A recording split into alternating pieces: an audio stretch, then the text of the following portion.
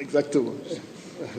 Et je suis l'un des Sénégalais qui, tous les matins, avant de sortir du lit, ouvre mon téléphone pour voir un peu quelles sont les premières nouvelles à travers Sénégal. Donc, pour ce travail, nous vous remercions.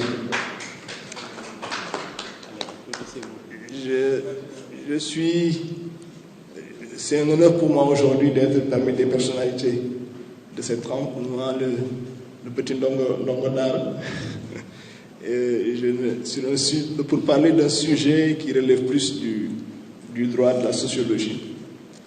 Alors que moi, je suis un économiste de formation, mais je vais l'aborder peut-être sous l'angle de mon vécu en tant que Ndongo Dara, mais aussi avoir vécu auprès de personnes qui ont joué un rôle important dans la préservation de la paix, dans la médiation sociale, mais aussi pour ce vécu dans le cadre, je le dirais, du cadre unitaire de l'islam au Sénégal, qui, malgré son jeune âge, commence à apprendre, en tout cas à faciliter, parce que nous ne nous positionnons pas comme des médiateurs, mais nous nous positionnons comme des facilitateurs de la médiation telle qu'elle doit être menée par nos autorités religieuses.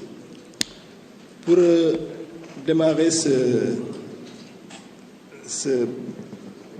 conférence, excusez-moi, je vais emprunter la démarche des scientifiques, puisque nous sommes dans un débat scientifique, à définir les termes d'abord. Les violences politiques au Sénégal. Selon le Wikipédia, qui le définit comme la violence politique est un concept utilisé en sciences politiques et sociales et qui fait référence à des destructions ou des atteintes physiques dont le but, le choix des cibles ou des victimes, la mise en œuvre et ou l'effet ont une signification politique et tendent à modifier le comportement des protagonistes dans une situation de négociation. C'est cette définition assez conceptuelle que donne le Wikipédia. Et on distingue deux types de violences politiques. Des violences de grande échelle et des violences de petite échelle.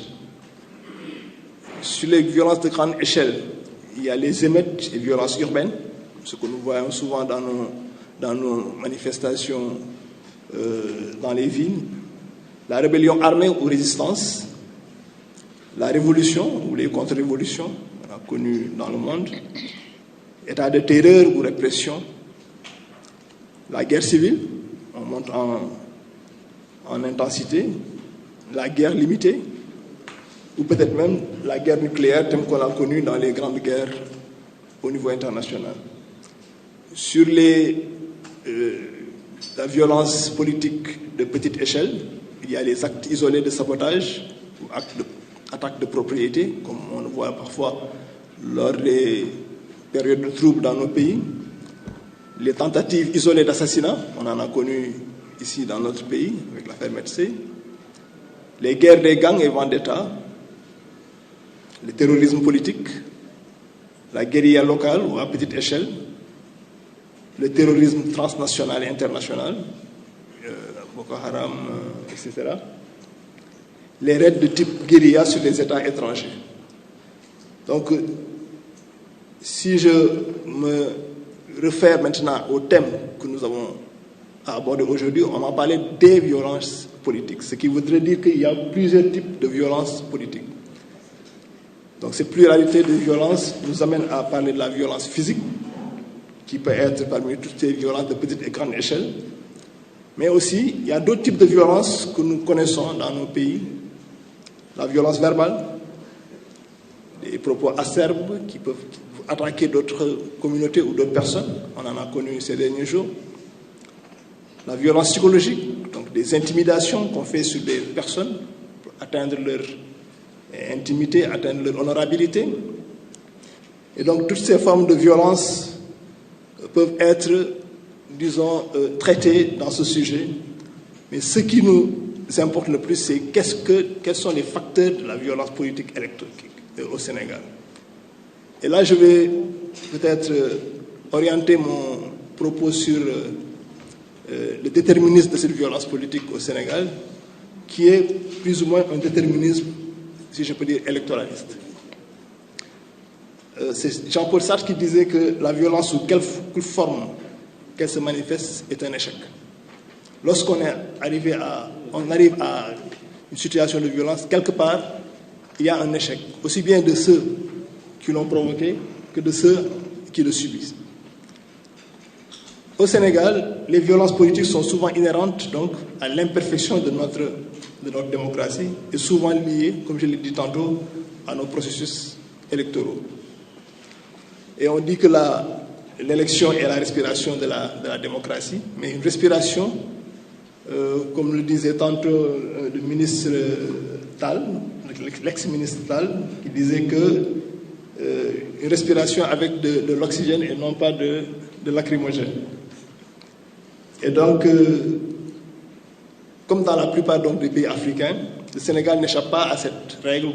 Les situations des religieux de moins en moins écoutés, il faut le dire aussi, et ce qui fait que le rôle diffus des guides religieux et coutumiers n'est plus perceptible dans la régulation sociale. Un quatrième ou cinquième facteur, c'est le rôle ambivalent de la presse. J'ai cassé là pour le magnifier. Comme vous le savez, la presse constitue un des piliers de la démocratie. Donc, celle-ci ne peut s'épanouir sans une presse libre et indépendante. Mais la presse se présente comme un couteau à double tranchant. Autant elle peut contribuer à consolider la démocratie en participant à l'éveil citoyen, autant la presse peut nuire à la démocratie en amplifiant les contradictions inhérentes à toute société.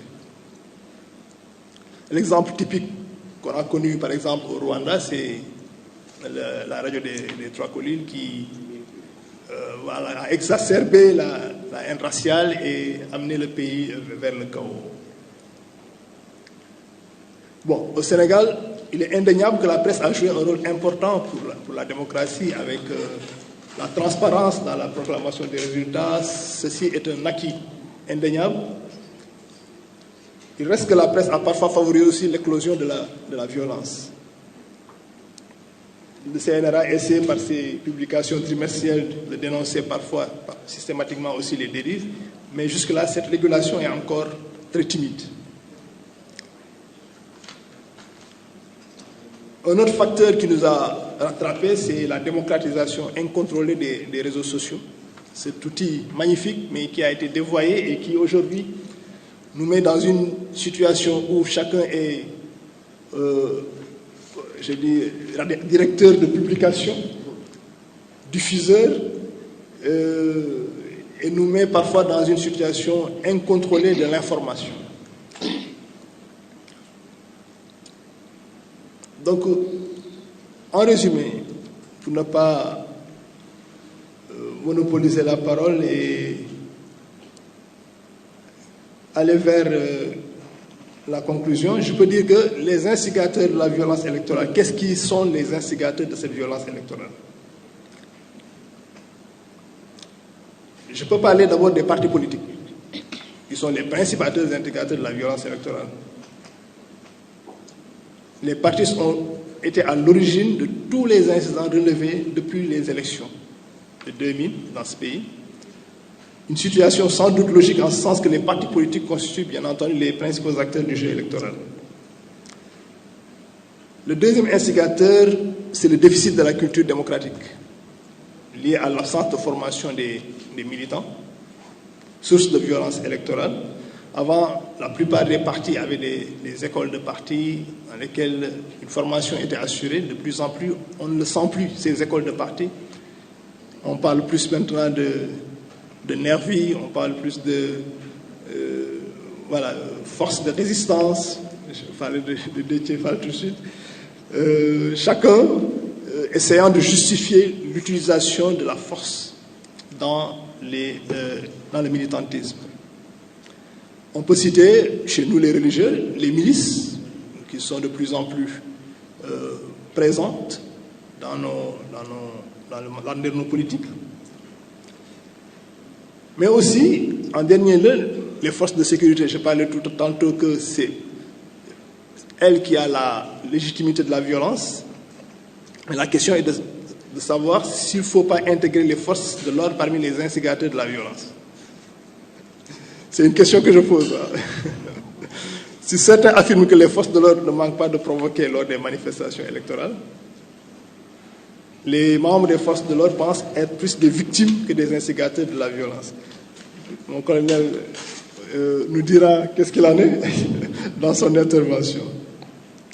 Maintenant, quelles sont les victimes de cette violence? Évidemment, les partis politiques, les premières victimes. Pour ne citer que des exemples récents, les manifestations du 23 juin 2011 ont été assez illustratives, où des maisons de députés, des maisons d'hommes politiques ont été brûlées. Les manifestations de 2021, mars 2021 aussi. Mon ami Mao Siwujuka en a fait les frais, si je ne me trompe. Et des sièges de partis ne sont pas épargnés, parfois aussi. Tel fut le cas le siège du PS et du PLS à Saint-Louis lors des élections présidentielles de 2000. Parmi les victimes aussi, la société civile, au même titre que les populations en général. L'exemple typique, mon ami Aluntine en a fait les frais lors des événements de 2011, c'est ça, du 23 juin. Mais aussi la presse, qui ici, elle peut être instigatrice, peut aussi être victime de ces violences. Des journaux qui sont saccagés, des sièges de journaux qui sont saccagés, etc. Parfois même des journalistes qui sont bastonnés. Une autre victime, l'État. En raison de la dégradation des édifices publics, on en a connu lors des manifestations du 23 juin. Et en dernier lieu, les forces de sécurité, qui peuvent aussi être victimes de ces violences-là. Ils enregistrent des morts d'hommes, comme ce fut le cas en 1996, avec l'événement du 1996. La justice, non plus, n'échappe pas à la violence électorale. C'est le lieu de rappeler ici l'assassinat du vice-président, Maître Babacar Seye. Et en dernier lieu, les populations dans leur globalité, évidemment, subissent des traumatismes parfois irréversibles, avec des personnes qui perdent à jamais leur vie, d'autres qui deviennent handicapés à vie. Donc, pour résumer un peu, et c'est là où je vais terminer, je vais utiliser un langage médical pour dire que les violences politiques au Sénégal sont dans l'ADN de notre démocratie. Mais les Sénégalais sont immunisés et se relèvent toujours de ces troubles. L'exception sénégalaise est vantée partout et nous vaut un statut de pays stable. Notre foi de musulmans soufis, tel qu'enseigné par les figures historiques de l'islam comme Cheikh Ahmadou Bamba, Seydi Hadji Malick Sy, Mame Limamou Laye, Cheikh Abdoulaye Niass, etc., constitue un facteur de stabilité pour notre pays. Toutefois, avec les mutations opérées par nos sociétés et l'apparition de nouveaux types de Sénégalais, il faut le dire, il est de notre devoir de réfléchir sur la réinvention et la réadaptation des mécanismes de régulation sociale pour juguler ces violences. Je terminerai par quelques recommandations. D'abord, la dichotomie parti-État pour restaurer la confiance aux institutions de l'État pour nous constitue un des facteurs qui pourrait juguler la violence lors des processus électoraux. La restauration de la culture de non-violence, telle qu'enseignée par nos grandes figures islamiques. Aujourd'hui, si le Sénégal est connu pour sa stabilité, on le doit beaucoup à notre culture soufie enseignée par ces anciens.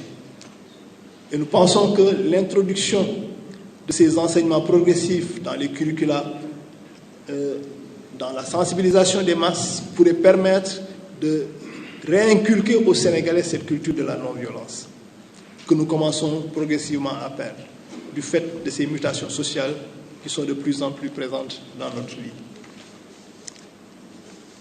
La troisième recommandation, c'est la régulation des réseaux sociaux afin de les adapter à nos réalités.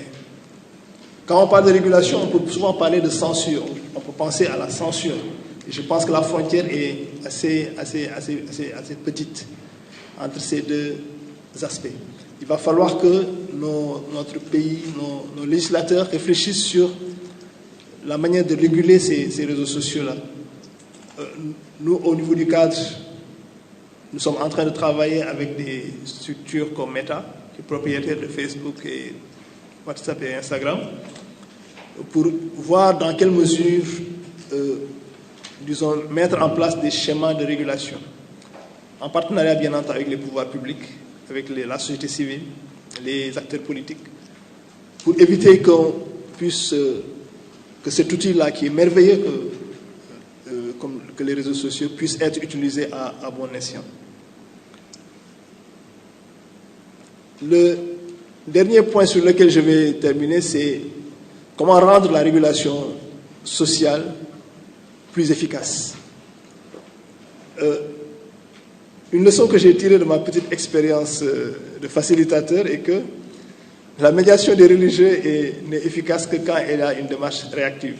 Ça veut dire que quand tous les acteurs politiques sont déjà très fatigués, pouvoir comme opposition, ils cherchent une bouée de sauvetage, et lorsqu'on leur tend la bouée, ils sautent rapidement sur cette bouée pour pouvoir dire que oui, c'est les religieux qui nous ont permis d'arrêter la non-violence, d'aller à la non-violence.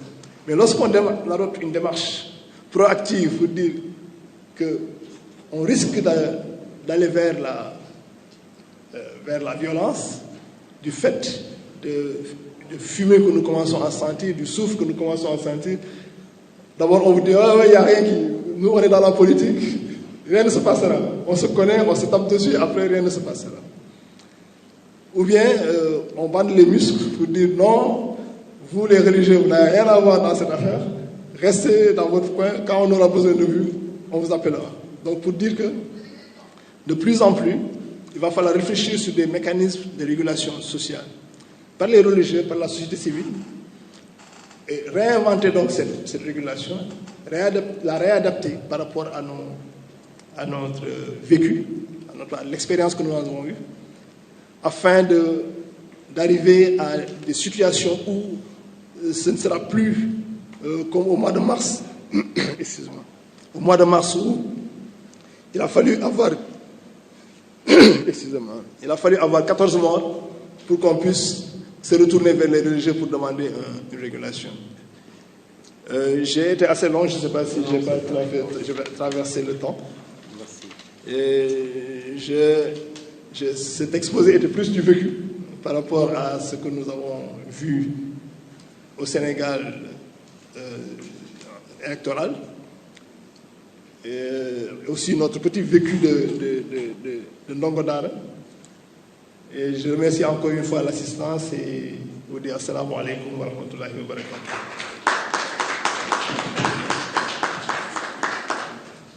Merci Sylvie, vous confirmez parfaitement ce que vous disiez tantôt.